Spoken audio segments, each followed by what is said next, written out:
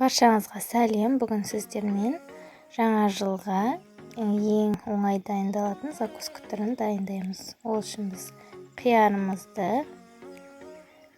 және чеснок, содан соң крабовая палочка, содан соң жұмыртқамызды, содан соң укробымызды, содан соң сыр мен колбасамызды осылайша барлығын турап аламыз.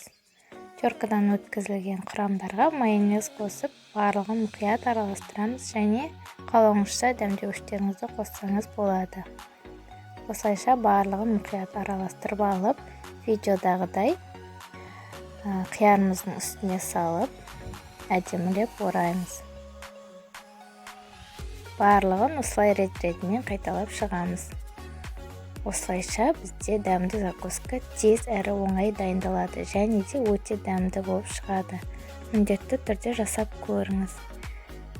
Менің видеомды көрген болсаңыз, каналыма тіркеліп, менің видеоларымды бағалап кетуді ұмытпаңыз. Рахмет.